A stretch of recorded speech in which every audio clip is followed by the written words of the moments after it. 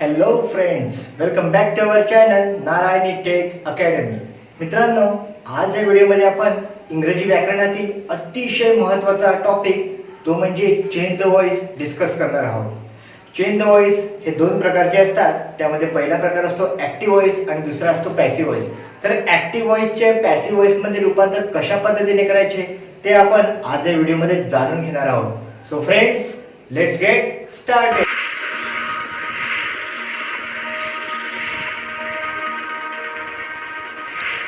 मित्रांनो, change the व्हॉइसमध्ये सर्वप्रथम वाक्यामधील आपल्याला काही घटक ओळखता आले पाहिजेत. ते म्हणजे पहिला आहे सब्जेक्ट म्हणजेच कर्ता, त्यानंतर वर्ब म्हणजेच क्रियापद, क्रियादर्शक शब्द असतो त्याला आपण वर्ब असे म्हणतात, आणि त्यानंतर आहे ऑब्जेक्ट म्हणजेच कर्म. यानंतर वाक्यातील आपण सेंटेन्स स्ट्रक्चर कसे असते ते पाहूया. बघा, इथे आपल्याला एक वाक्य दिलेलं आहे, सीमा पिझ्झा खाते.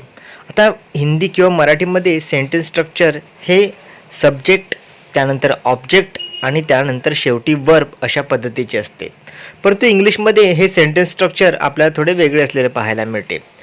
इंग्लिशमध्ये सुरुवातीला सब्जेक्ट, त्यानंतर वर्ब आणि त्यानंतर ऑब्जेक्ट अशी रचना आपल्याला पाहायला मिळते. त्याचे एक्झाम्पल बघा, Ram is checking the papers. येथे राम हा सब्जेक्ट आहे, तर इज चेकिंग हे वर्ब आहे आणि शेवटी द पेपर्स हे ऑब्जेक्ट आहे. बऱ्याचदा चेंज द व्हॉइसमध्ये सुरुवातीला सब्जेक्टच्या ऐवजी आपल्याला प्रोनाऊनचा वापर झालेला पाहायला मिळतो. मग ॲक्टिव्हचे पॅसिव्ह व्हॉइस करताना ह्या प्रोनाऊनमध्ये काही बदल होतो. ते बदल कशा पद्धतीचे असतात ते आपण जाणून घेऊया. जर का सब्जेक्ट आय असेल तर पॅसिव्ह व्हॉइसमध्ये त्याचे मी हे रूप आपल्याला पाहायला मिळते. वी असेल तर अज, दे असेल तर देम, ही असेल तर हिम, शी असेल तर हर, इट असेल तर इट, यू असेल तर यू, किंवा एखाद्याचे नाव असेल तर ते नावच ठेवले जाते. ॲक्टिव्ह व्हॉइसचे पॅसिव्ह व्हॉइसमध्ये रूपांतर करताना काही बेसिक नियम आपण जाणून घेऊया. बघा, पहिला नियम आपल्याला इथे दिला आहे, object become subject and subject become object.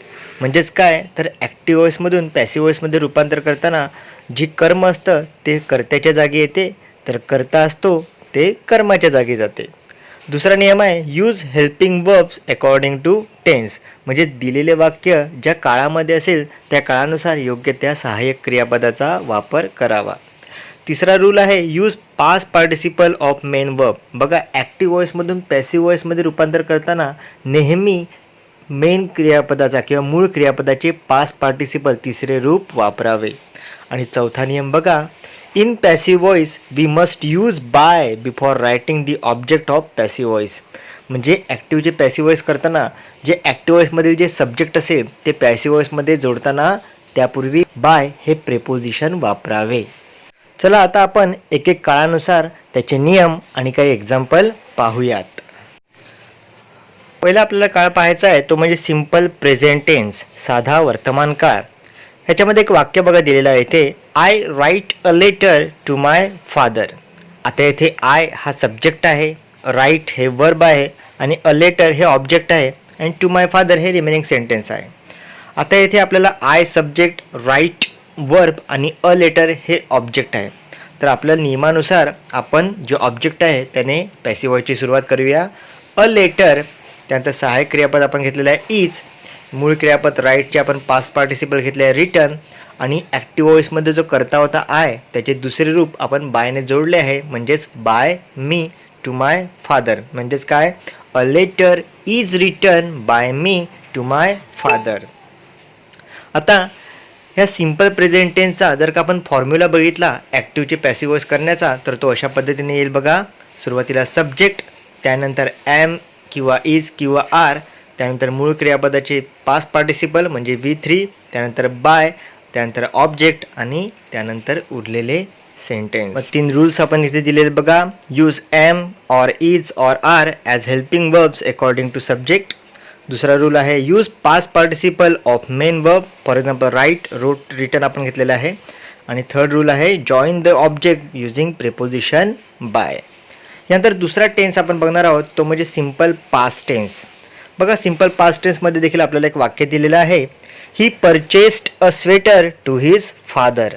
आता इथे ही हे सब्जेक्ट आहे, परचेस्ड हे वर्ब आहे, अ स्वेटर हे ऑब्जेक्ट आहे आणि टू हिज फादर हे रिमेनिंग सेंटेन्स आहे. त्याचे पॅसिव्ह वॉइस बघा कसे केले आहे. A sweater was purchased by him to his father. त्या वाक्यामध्ये अ स्वेटर हे जे ऑब्जेक्ट होते ते पॅसिव्ह वॉइसमध्ये सब्जेक्टच्या जागी आले आहे. सिम्पल पास्ट टेन्स असल्यामुळे आपण वॉज हे हेल्पिंग वर्ब यूज केलेले आहे. परचेस्ड हे आपण पास्ट पार्टिसिपल घेतलेले आहे मूळ क्रियापदाचे. त्यानंतर बाय ह्या प्रिपोजिशन नंतर आपण हीचे दुसरे रूप हिम घेतलेले आहे आणि त्यानंतर टू हिज फादर हे उरलेले वाक्य जसेच्या तसे लिहिलेले आहे. त्याचा फॉर्म्युला बघा. Subject then was or were then V3 म्हणजेच मूळ क्रियापदाचे तिसरे रूप, बाय नंतर ऑब्जेक्ट आणि मग रिमेनिंग सेंटेन्स. रूल बघा. Use was were as helping verbs according to subject. Use past participle of main verb and join the object using by. तिसऱ्या टेन्सकडे जाऊया आपण. तिसरा टेन्स आहे सिम्पल फ्युचर टेन्स. त्याचे देखील एक्झाम्पल बघा. Rahul will sing a song tomorrow. आता इथे राहुल हा सब्जेक्ट आहे, विल हे हेल्पिंग वर्ब आपण घेतलेलं आहे, सिंग हे मूळ क्रियापद आहे, अ सॉन्ग हे ऑब्जेक्ट आहे आणि टुमारो हे रिमेनिंग सेंटेन्स आहे. त्याचे पॅसिव्ह वॉइस बघा. A song will be sung by Rahul tomorrow. आता इथे आपण अ सॉन्ग हे आपण सब्जेक्टमधील जे ऑब्जेक्ट होते त्याने पॅसिव्ह वॉइसची सुरुवात केलेली आहे. विलचे आपण विल बी केलेले आहे. सिंगचा पास्ट पार्टिसिपल संग घेतलेला आहे. बाय राहुल जे नाव आलं होतं राहुल ते आपण तसेच्या तसे घेतलेले आहे आणि त्यानंतर टुमारो हे उरलेले वाक्य लिहिलेले आहे. त्याचा फॉर्म्युला बघा. Subject plus will be or shall be plus V3 plus by plus object. Rule येथील use will be or shall be according to tense.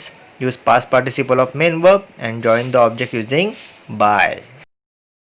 Simple tense नंतर आता आपण कंटिन्युअस टेन्सकडे जाऊया. बघा पहिला आपल्याला कंटिन्युअस टेन्स दिला आहे तो म्हणजे प्रेझेंट कंटिन्युअस टेन्स. त्याचं एक्झाम्पल बघा. I am writing a letter to my father. त्याचे पॅसिव्ह वॉइस बनते बघा. A letter is being written by me to my father. त्याचा फॉर्म्युला बघितला तर तुम्हाला लक्षात येईल इथे आपण सहाय्यक क्रियापद इज नंतर बिईंग हे रूप वापरलेले आहे. त्याचा फॉर्म्युला बघा. Subject then am or is or are according to subject then being then V3 then by त्यानंतर ऑब्जेक्ट आणि मग रिमेनिंग सेंटेन्स. त्याचे रूल्स बघा. Use am is are as helping verbs according to subject. दुसरा rule आपल्याला सांगतो use being to show continuous tense. Continuous tense आहे हे दाखवण्यासाठी आपण बिईंग हा शब्द यूज करतो. त्यानंतर use past participle of main verb हा नियम सगळीकडे सारखा असणार आहे आणि join the object using preposition by हा रूल देखील सगळ्या पॅसिव्ह वॉइसमध्ये सेम असणार आहे. पुढच्या टेन्सकडे जाऊया तो म्हणजे पास्ट कंटिन्युअस टेन्स. इथे देखील आपण एक एक्झाम्पल बघूया. He was purchasing a sweater to his father. जी एक्झाम्पल आपण सिम्पल टेन्समध्ये घेतली होती त्याचेच कंटिन्युअस रूप आपण इथे घेतलेले आहे. आता या वाक्याची पॅसिव्ह वॉइस बघा. A sweater was being purchased by him to his father. आपण हीचे दुसरे रूप हिम केलेले आहे. पास्ट कंटिन्युअस टेन्स असल्यामुळे आपण इथे वॉज बिईंग परचेस्ड अशा पद्धतीची रचना केलेली आहे. त्याचे रूल्स बघा. Use was or were as helping verbs according to subject. दुसरा रूल्स आपल्याला सांगतोय use being to show continuous tense आणि use past participle of main verb and join the object using preposition by. याचा formula बघा. Subject त्यानंतर was किंवा were according to tense नंतर being त्यानंतर मूळ क्रियापदाचे तिसरे रूप नंतर बाय देन ऑब्जेक्ट आणि प्लस रिमेनिंग सेंटेन्स. आता कंटिन्युअस फ्युचर टेन्समध्ये तर आपल्याला चेंज द वॉइसचे पॅसिव्ह वॉइस विचारले जात नाही किंवा करताच येत नाही. त्यामुळे आपण आता परफेक्ट टेन्सकडे जाऊया. बघा पहिला प्रेझेंट परफेक्ट टेन्स आपल्या इथे दिला आहे. त्याचे एक्झाम्पल बघा. I have written a letter to my father. आता आपण हॅव रिटन म्हणजेच प्रेझेंट परफेक्ट टेन्स आहे. त्याचे पॅसिव्ह वॉइस बघा. A letter has been written by me to my father. आता अ लेटर हे सब्जेक्ट असल्यामुळे आपण हॅज बीन चा वापर केलेला आहे म्हणून पॅसिव्ह वॉइस बघा. अ लेटर हॅज बीन त्यानंतर रिटनचे आपण पास्ट पार्टिसिपल रिटर्न जसे तसे यूज केलेले आहे आणि बायने आपण जो आय सब्जेक्ट होता त्याचे दुसरे रूप मी घेतलेले आहे आणि त्यानंतर remaining sentence to my father लिहिलेले आहे. त्याचे फॉर्म्युला बघा. Subject plus has or have plus been plus V3 plus by then object and remaining sentence. पुढच्या काळाकडे जाऊया. पुढचा काळ आहे पास्ट परफेक्ट टेन्स. त्याचे देखील एक्झाम्पल बघूया. He had purchased a sweater to his father. त्याचे पॅसिव्ह वॉइस बघा. A sweater had been purchased by him to his father.